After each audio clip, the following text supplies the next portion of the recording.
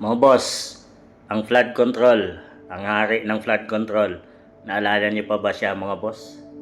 Ito, dahil di na natin siya nakikita ngayon mga boss madalas, di kagaya ng dati. Talagang lagi siyang nangunguna at talagang nakikita natin kung saan saang social media mga boss. Sa dami ng ebidensyang ibinato sa kanya, sa daming mga videos, mga pasabi na siya ang punot dulo or ang umpisa ng mga nakawan sa ating bansang Pilipinas kung bakit nagkakagulo ang ating bansang Pilipinas.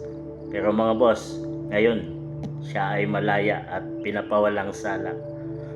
Ganito siya ka-powerful mga boss. Powerful dahil pag sa dating sa mga investigasyon, hawak niya mga boss ang mga batas, ombudsman, at kung mga ano-ano pa dyan mga boss, kapulisan. Dami din siyang hawak na congressman, marami din siyang hawak na mga senador. Pagdating sa usaping sino na ang flood control at tuturo na sa kanya, ay inililihis na. Marami siyang kasangga mga boss para ilayo siya sa pagkakulong at madawit ang kanyang pangalan. Ganito siya ka-powerful ngayon mga boss. Talagang nagtatamasa siya. Kaya niyang bilhin, kaya niya paikutin ang batas sa pera na hindi sa kanya mga boss. Tangay-tangay niya ang pera na hindi niya pinagpawisan mga boss. Utak lang ang kailangan at lakas ng loob ay kaya niyang kunin ang lahat. Mga boss, pera ng taong bayan ay nagtatamasa sila ngayon. Pera ng taong bayan ay talagang nagpapakabusog at buibiyahe sila kung saan saang lugar ngayon. Nagamit nila at sinusulit na nila mga boss. Kung sa tuktok, sa rorok ng kasikatan at sa tagumpay ay abot na nila ang langit, abot niya na ang langit mga boss. Abot niya na ang mga pangarap na inambisyon niya.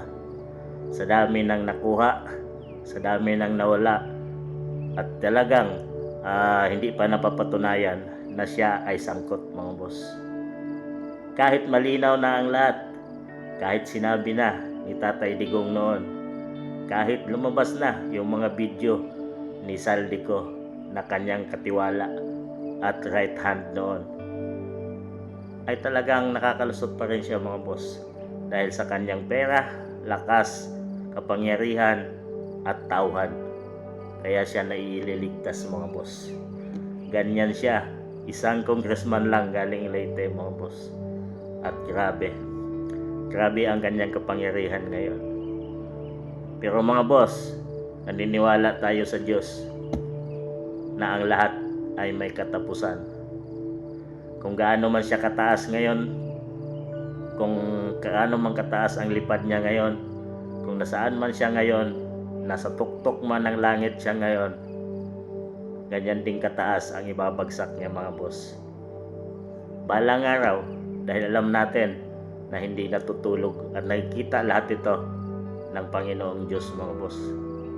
Alam natin na balang araw ay sisingilin din sila sa kanilang pinaggagawa at sa panluloko sa taong bayan. Ang paggamit nila sa pirang hindi sa kanila. Dugo at pawis ng taong bayan ay binulusan nila mga boss.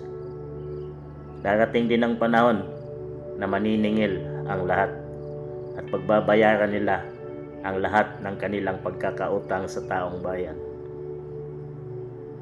Mga boss, yan ang ating hihintayin at ipagdarasal na sana ay makita pa natin at maabutan at mapadali ang lahat ng ito. Dahil alam natin na ang lahat ay panandalian lang at ang lahat ay may katapusan. Kayo na musga mga boss.